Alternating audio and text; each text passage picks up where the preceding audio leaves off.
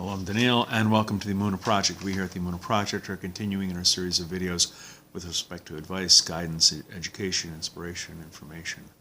And I want to talk today about accepting insults. Many times, Jews in particular, religious people in general, are insulted. They're mocked, they're degraded, they're humiliated. People hurl nasty comments to them.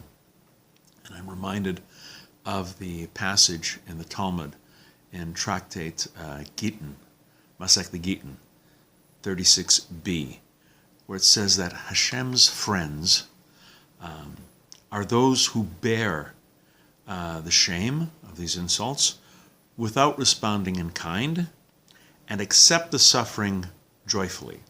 And it was Rav Elazar Ezkari that says, well, how do we bear these insults? How do we suffer these insults? And in his book, Sefer Chareidim, he says there's basically three ways that you can accept insults on ourselves. The first one is to bear the shame and the insult, but without denigrating yourself by responding in kind. You dispute the claims, but without attacking the insulter personally. You don't respond in kind.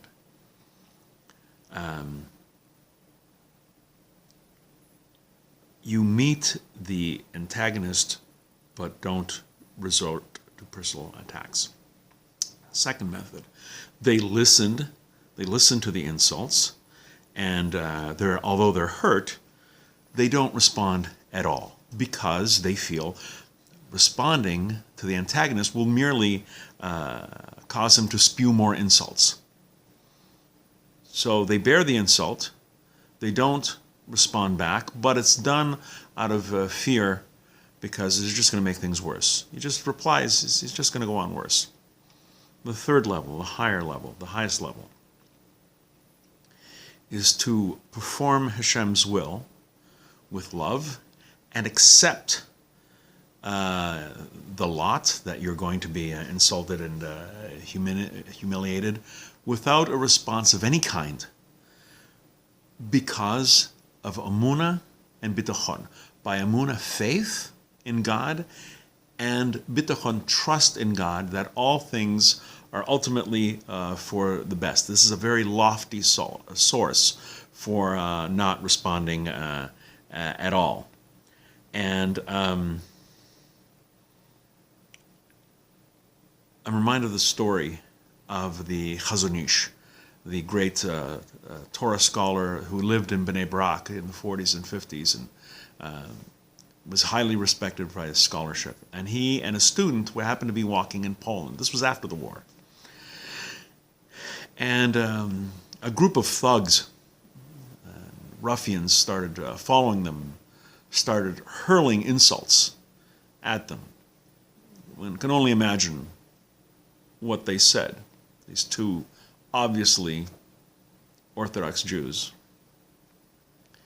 The student responded in kind, expressing himself with a certain degree of warmth, matching the intensity. The Chazon Ish turned to the student. He says, "You're not a Ben Torah. You're not an observant Jew. You're not a frum Jew. You're not a proper religious Jew. A proper religious Jew would not have responded like that." The student says, "Well, what would have been the response that a Ben Torah would have given?" The Chazon Ish said, "A Ben Torah would not have responded at all." This is the third level. You don't respond not because it's going to make things worse. You don't respond because this is God's will. You accept the insult. You don't respond in kind. You don't respond at all. Not because you're afraid of inciting them even further, but because you have faith and trust that this is God's will, and it's there for a reason. And this is the way we should act. In a previous video, I told a story of when Titus came into the temple. This is about to be destroyed. Opens the Holy of Holies, and of course there's nothing in there. And he says, "Ha!" He turns to the Kohanim, to the priests. He says, "Ah, this is your God. Where is he?" God could have struck him down with lightning, but God stayed silent in the face of this incredible desecration of the name, this incredible Chilul Hashem.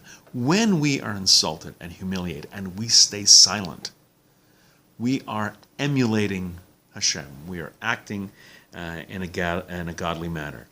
And let's take to heart the words of the Chazon Ish. How would a Ben Torah, how would the Bnei Noach reply? They would not have replied. Sometimes the best course is silence. We're going to be doing more videos along these lines. Please come back, please watch, please learn.